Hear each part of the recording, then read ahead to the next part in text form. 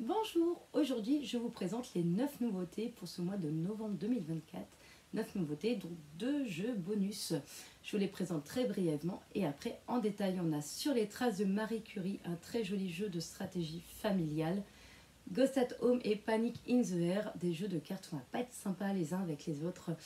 Once Upon a Draft, un jeu où on va essayer de trouver les personnages qui vont le mieux se combiner entre eux mais aussi avec les personnages des adversaires. Enquête sur Transkill, un jeu d'enquête coopératif créé par un Normand. La légende du colibri, un jeu coopératif d'adresse. Kauna, un jeu de stratégie à deux de conquête de territoire. Okia, un jeu de stratégie également à deux de placement de tuiles. Et Skull Queen, un jeu de plis pour changer de ce qu'on a à la maison. Donc en détail, Sur les traces de Marie Curie, un très très joli jeu. Donc avec du matériel un peu comme Sur les traces de Darwin. Le but, on va essayer de réaliser des expériences, de récupérer en fait de l'uranium, etc. et d'avoir le plus de points possible. À son tour, on va regarder ce qui est indiqué donc ici sur la petite tuile et on va prendre un certain nombre de petits cubes comme ça et on va les placer dans la tour à cubes. En sachant que quand on les place dans la tour à cubes, il y a des cubes qui vont tomber, il y en a d'autres qui vont rester pour les prochains. Ensuite, on va décider soit de récupérer parmi les cubes qui sont tombés, soit de récupérer une petite thèse qui va nous permettre de gagner aussi des ressources. Et ensuite, on va pouvoir faire plein d'actions qui vont être visibles sur le petit plateau de jeu, enfin le grand plateau de jeu. On va pouvoir récupérer des cartes. Quand on récupère des cartes, il faut défausser bien sûr les ressources nécessaires.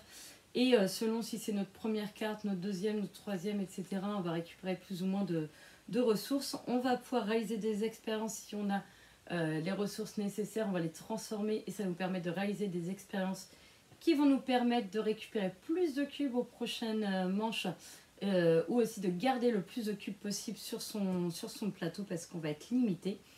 Voilà, donc il y a plein de choses différentes et le but ça va être de cumuler des points de victoire, donc plein de choix cornéliens à réaliser avec du matériel super sympa. Nous avons donc Ghost at Home, un jeu de cartes où on va pas être sympa les uns avec les autres. On est dans une maison hantée. Hop. Voilà, on est dans une maison hantée. On a chacun donc des petites cartes comme ça. On en a 3. Hop, voilà.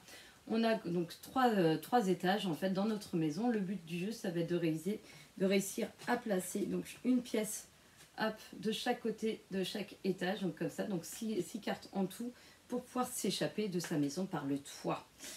Donc à son tour, on va pouvoir placer des pièces selon, en fait, là il est marqué qu'on peut le placer qu'au dernier étage. Donc on va essayer de suivre les contraintes et de réussir à placer ces pièces. Et on va surtout éviter les fantômes. Pourquoi? Parce que quand un fantôme arrive dans notre maison, toutes les cartes de l'étage vont être défaussées. Pour se prémunir d'un fantôme, soit on va pouvoir mettre un chat, parce que bien sûr les chats font peur aux fantômes, soit on va essayer d'éclairer en fait les différents étages. Ce qui nous permet de faire en sorte que les fantômes nous embêtent un peu moins. Donc c'est un petit jeu sympa, on va un peu se titiller, c'est plutôt pas mal. On a Panic in the Air, un peu dans le même esprit, où là on va essayer de cumuler le plus de points chute possible dans notre chute en parachute. Donc on va essayer de cumuler à la fin, voilà les points qui sont indiqués là. Donc ça va de 100 jusqu'à 500 points. Donc à son tour, on va pouvoir poser des cartes devant nous, devant les adversaires aussi pour les embêter. On va pouvoir ainsi les embêter en leur piochant, si j'arrive à trouver, en leur piochant des cartes. Voilà, on va pouvoir leur piocher des cartes. On va pouvoir aussi faire en sorte que les cartes qui sont devant nous vont s'échanger, etc. Donc peut-être de récupérer les points de l'adversaire. Et on va aussi leur mettre des clics-clacs, parce qu'à la fin de la partie, en fait, si on a réussi à sauter en parachute, il faut réussir à sauter en parachute avant que la carte RIP soit visible. Si on a réussi à le faire, on va compter le nombre de clics-clacs que l'on a dans notre pile. Si malheureusement on a un nombre impair, notre harnais n'est pas attaché et donc malheureusement on s'écrase. On ne pourra pas compter nos points de chute. Voilà, petit jeu de cartes sympa. On a Once Upon a Draft qui est un très joli jeu de cartes. Enfin, moi j'ai beaucoup aimé les petits personnages de conte. Ça va jouer en 3 chapitres. Le premier chapitre, on va drafter, on va essayer on va récupérer les personnages. Voilà, 7 personnages dans notre main de conte. Donc on va essayer de récupérer ceux qui vont le mieux se combiner pour le chapitre 2 et chapitre 3. Au chapitre 2, on va s'affronter à chaque fois avec des plis. Donc on va jouer chacun une carte. Celui ou celle qui a joué la carte de plus forte valeur va gagner une petite étoile. Et à la fin de la partie, c'est 2 points par étoile. Mais également, on va regarder en bas, hop, on va regarder ce qui a marqué parce que chaque joueur, même celui qui n'a pas joué la carte de la plus forte valeur, va pouvoir gagner peut-être des petits cœurs ou aussi des gemmes qui vont également faire gagner des points en fin de partie. Et ça dépend de ce qui a marqué. Là, par exemple, je gagne un gemme par baguette magique, donc par personnage qui fait de la magie autour de la table. Et ça, ces combinaisons-là, on va les gagner donc grâce aux adversaires, mais aussi en chapitre 3, on va combiner nos personnages qu'on a choisis au premier chapitre entre eux et pour faire gagner encore des points en plus. Donc c'est plutôt sympa. Au départ, on est un peu perdu sur les personnages, mais après, on les connaît et on sait comment combiner les personnages les uns avec les autres. On a Enquête sur Transkill, donc un jeu normand réalisé par Brice André. On a 20 enquêtes dans la boîte. On a 8 personnages à chaque fois dans chaque enquête qui sont les mêmes. On a la pêcheuse, la fermière, la boulangère, l'apothicaire, etc.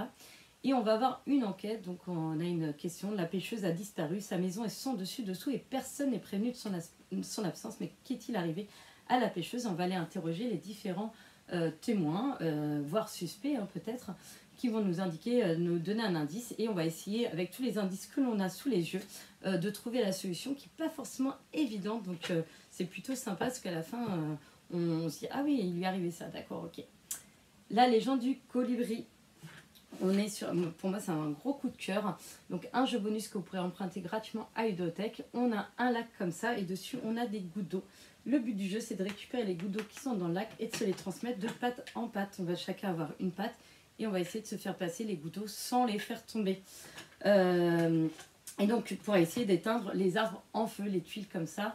Là, dès qu'il y a 8 gouttes, au moins 8 gouttes sur l'arbre en feu, on va pouvoir y planter une graine, hop, comme ceci, qui va aussi falloir se passer de patte en patte.